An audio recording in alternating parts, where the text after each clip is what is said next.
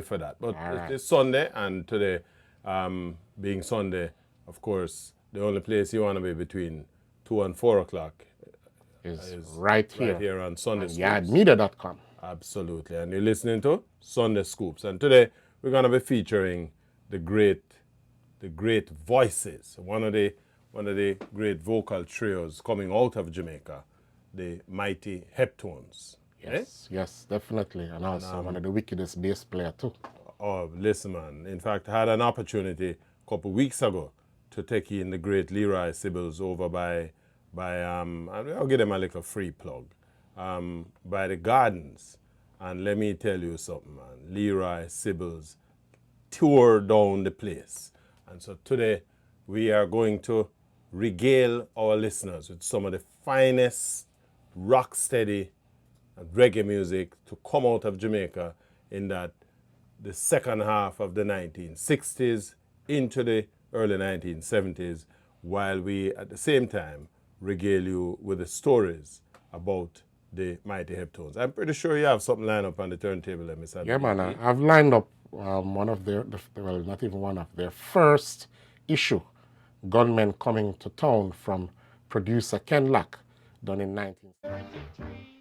Gunmen Coming to Town, I tell you, the Bonanza TV show. 1965. There's so much about this music, though, God, that we Well, you say it's a really hit, want which to wasn't a share. hit. It wasn't a hit, but there again, as I said, there's so much that the tune is representing. First of all, we were standing in front of the Woolworth store. Yep, you get geography. 1960s, Woolworth is one of the biggest department store in Kingston and across Jamaica. right in the heart of downtown Kingston, there on King Street. You can So you get your literally. butter crepe, you go get your school uniform. Well, in fairness, Bata had them own store. But the truth is, they sold everything from shoes to a pin to a anchor to a oar. From a cradle to a grave. From the cradle to the grave. The second thing is, the group would have started a lot earlier. They would have been basically putting lyrics together from the last half, somewhere around 58, 59. Gathering together in the Trenchtown community and basically singing on the street side under the street light after school hours and on weekends as they prepare themselves. Who could write, everybody trying to write a tune and so on, because they were preparing for the singing competitions that were the order of the day in Jamaica, specifically in Kingston at the time. People like Veer Johns and so on. So they would have been out there doing that. But the other thing with this song, especially, coming back again, 1965, you talk about, them slinging them 45 and them ratchet knife and so on. It was speaking to the transformation of the badman culture from the fling rock, stone and buckle to the knife culture to the gun culture. And if you notice again, we talk about the bonanza ska thing.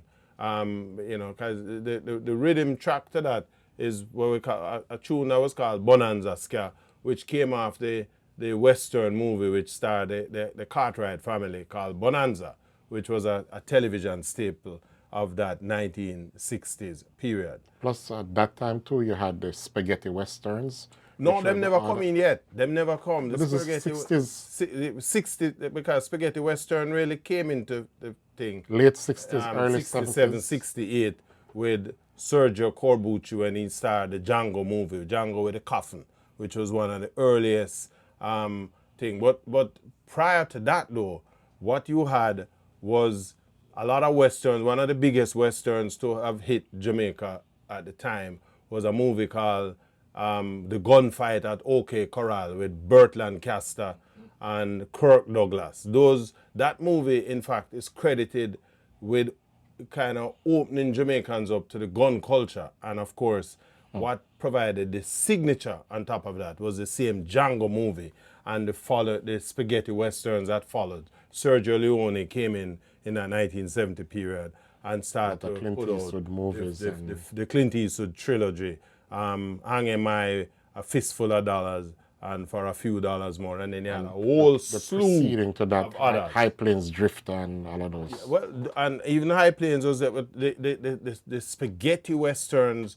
You had movies like A Dollar a Head or The Hills Run Red. The Good, the Bad, and the Ugly. The Good, the Bad, and the Ugly was that was part of the Clint Eastwood trilogy. But you had some others with like Henry U. Young. Listen, yeah, when you open them door, they me that Cause I was a movie tetest. We couldn't pay the money.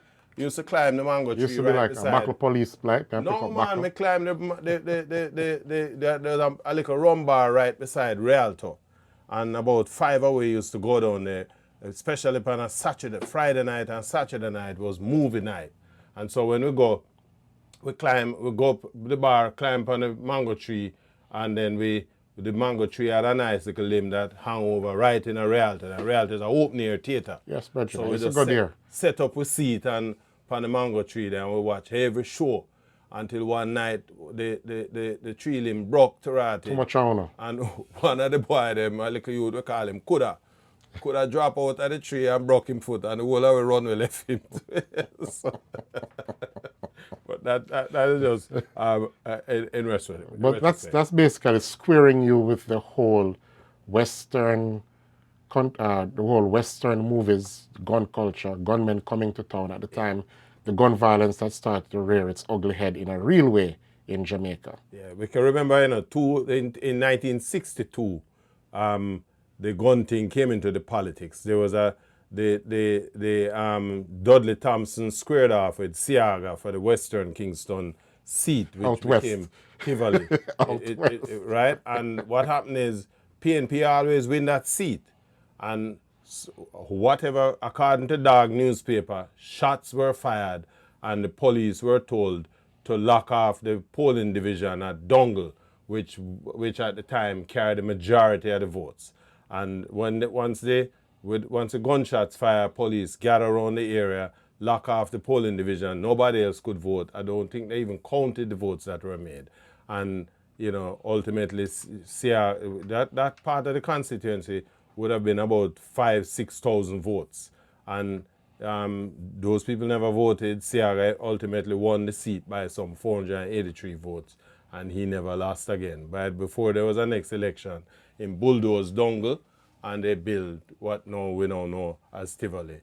Tivoli Gardens, of course, was named after a city in Italy. Absolutely. And again, see the same thing, spaghetti, Western in the wild, wild West. There you go. And then on top of that, the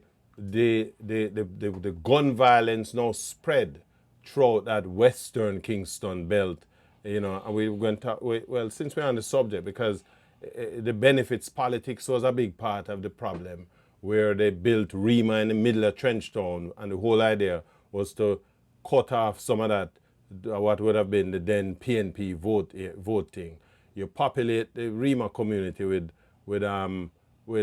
your hand-picked residents, and it changed the whole voting thing. But it opened up a part of Jamaica's history that a lot of people trying to forget, the benefits politics and the criminality associated with the gun culture. So the Heptones were literally putting this out there. Gunmen coming to town wasn't a big hit, but it was a significant and seminal tune. Yeah, man. Over to you, my boss. I was just thinking about the next, after they formed. For those of you who don't know, the members of the group were Leroy Sibbles, Earl Morgan, and Barry Llewellyn. Absolutely.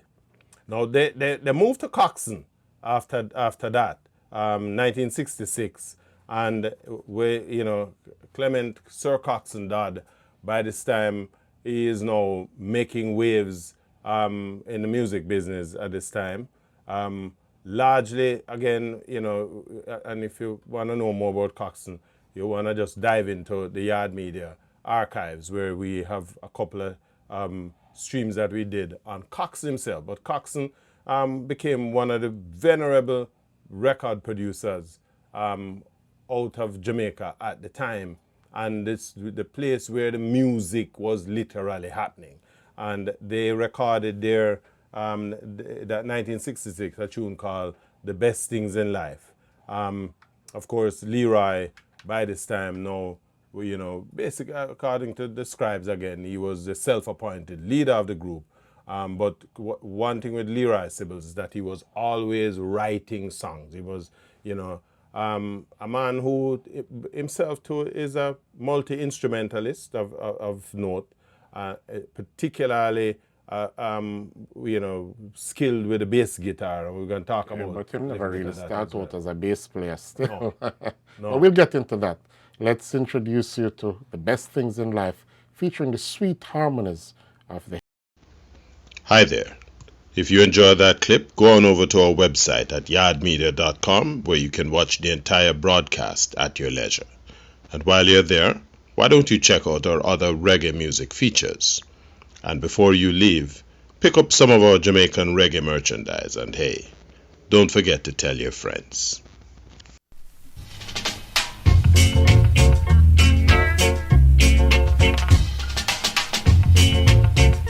My name is Garth, otherwise known as Big G. My name is Richie Blackford.